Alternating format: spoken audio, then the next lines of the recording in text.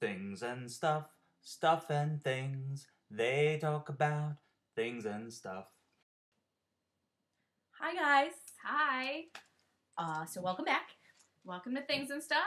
I am Jackie. I'm Polina, and we're gonna talk about dates where you didn't think you were gonna make it, Or you thought you were going to die. or you thought you were gonna die.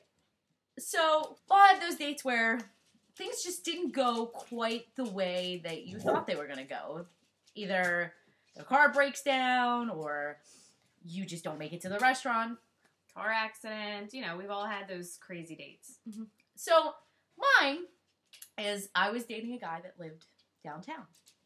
And he said, I want to go to this store. And I'm like, okay, let's walk there. Because it's downtown. You think like things are close downtown. Yeah. Everybody walks. Everybody walks. So we started walking, and I go, where is it? He goes, well, it's on this street. It's right off of Spring Garden, which is, in layman's terms, it's like, I thought it was like 10 blocks away.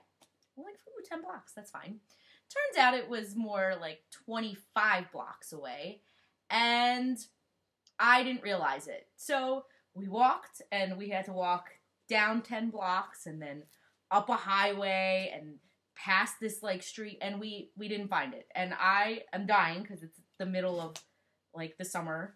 It's hot, and I'm like, I'm done, let's walk back. And we're walking back, and thought I was gonna die. So 40 blocks later, we get back to his apartment, and I collapse, and I think I'm gonna die. That's my story. Just like not making it, and 40 city blocks of heat and disgust. Okay.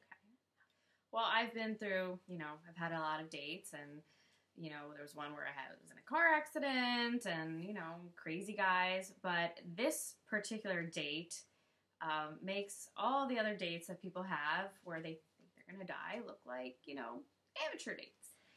Like, death takes a whole new meaning in this date. Yes. So I had just graduated high school. I thought I was on top of the food chain. And I was just about to start college, Penn State. Yeah, we are. And I had met this guy at the camp that I was working at. I was a lifeguard, and he was the cool camp counselor. Everyone thought he was cool, and he was really hot. So he asked me out on a date, and, I was pretty excited about it. He said, I'm going to pick you up, and we're going to go to the movies after dinner, something like that. And he picks me up in this beat-up car. It was probably held together by rust. It was so bad. And probably a cardboard box on wheels would be a better means of transportation. It was terrible. Anyway, so I get in the car, and I slam the car door by accident. It was not on purpose, and he freaks out. He starts freaking out. He's like, my car, my car, my car. I'm like, it's not really this, like, beautiful, fragile thing. But, it was fragile, but it was not beautiful. But I couldn't really pass any judgment before because I did not have my own car. So he picks me up, and he goes, hey, before we go to the movies, do you mind if I pick up my sister from work because she doesn't have the car? I say, okay. So he drives like 15 minutes away and pulls up to, I'm just going to, make up a name, the Redford Inn. And the Redford Inn was notoriously known as a very dirty strip joint. So I'm thinking, okay, maybe his sister's a waitress here. I don't know. So we're waiting in the parking lot, and this very trashy girl comes out of the bar. She looks like she's on every kind of serious drug known to man, and she is disgusting looking. So she gets in the car, and she's like wheezing, and she's like, oh, thanks for picking me up. All right, so we start driving, and he pulls up. He pulls up to this very dirty apartment complex, which is also notoriously known as an apartment complex where, druggies live and, like prostitutes and, whatever. So we get into the apartment, and she starts flipping out. Her baby daddy is sitting on the couch smoking a cigarette while holding their baby. Rightfully so. Like, It's one of those moments where you're like, yeah. So, I'm already uncomfortable with this because... I know how to feel. Hi, Pucky. So I'm already, uncomfortable by this because I spent the car ride with a stripper who was obviously on drugs. And now we're sitting in a disgusting apartment complex with a baby daddy who's smoking cigarettes in front of the baby. And, stripper mom's freaking out. Not hating on the stripper job, people need to do whatever they need to do to take care of their families. I think there's other problems here that Yes. you're worried about. So, by the way, this is Pucky, Felina's other dog. And so she starts flipping out at him. She takes the baby away. She snatches the cigarette out of his hand, puts it down the ashtray. And then before I know it, all three of them, the guy that I was on a date with, the stripper, and the baby daddy, are searching their ashtrays for roaches. And I'm not talking about bug roaches. I'm talking about the ends of blunts. And they're searching it. They're picking out whatever they can, and they start lighting up these roaches. And I am just beyond disgusted. Just kind of sitting there yeah. going, it's disgusting. You know, I've actually never done drugs in my entire life. So even back then, I'm like super innocent in between high school and college. It's disgusting. So while they're searching, the stripper's sister, her boob falls out of her shirt, you know, and she just casually just falls out, and she's just sitting there. And the brother goes, "Yo, Trish, your tits hanging out." And she was just it's like a normal brotherly thing you say, you know, Yeah. like, like this is common, right? Like, this is what we do. And she looks down and she goes, "Huh." Just tucks it back in. Like it's no big thing. And I'm like, oh my goodness. This is very uncomfortable. How do I get out of here? Yeah, so Right? I asked the guy that I was on a date with, I'm like, can you please take me home now? Like I just, you know, I'm not feeling this date anymore. And he's like, yeah, sure, just give me a moment. And then there's a knock at the door, and the baby daddy goes and answers the door, and this big burly guy, you know, is at the door, and he looks at me and he goes, "Who the F is this?" I'm like, oh my gosh. And I realized that this is not just a friend of theirs, this is their drug dealer.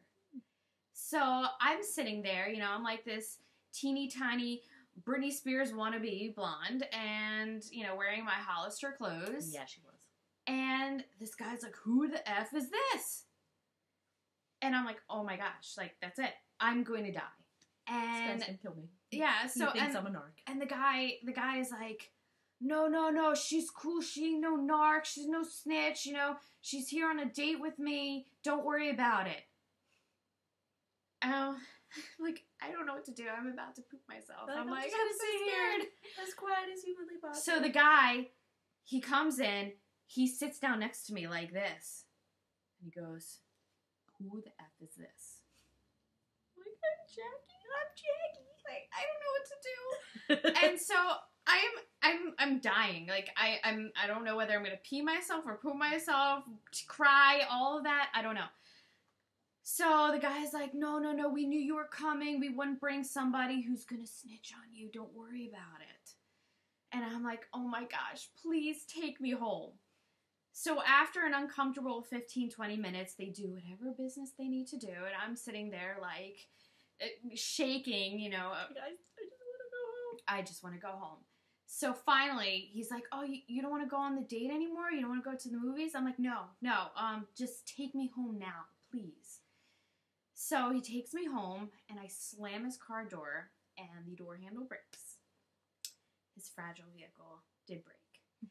So after that, he tried talking to me at work, and I'm like, "Don't talk to me ever again. I never want to see you ever again." Understandable. Yeah, he mysteriously disappeared after that at work. I just, you know, I don't know what happened to him. I wonder. Yeah. Well, what valuable lessons did you learn from this date of yours? You know what? I couldn't foresee any of this happening when I met him. So, You know what? You should always have a backup call. yes. This was before everybody had those smartphones. This is the era before every single person had a cell phone attached to them. So, right. I mean, Yes. Probably. So, yeah, that's when I thought I was going to die. so much worse than like a normal "I'm gonna die" date. Like, right. much worse than like Nobody this is a expects to horrible date. be driven in a car ride with a stripper who's on drugs and then sitting in an apartment with a drug dealer. Who thinks you're a narc. Yeah. Yeah. So, You look like a narc. So I look like a So yeah, but you know what? We look forward to hearing any stories that you have about when you thought you were going to die. Share below. Yes, share below. Email us. Email should pop up below. And we look forward to telling you our next episode. We'll see you later. Who are we dated? I don't know. We'll talk about something. Yeah. Some stuff and some Things things and stuff. Things and stuff. Yeah. Okay. All right, so bye. Bye.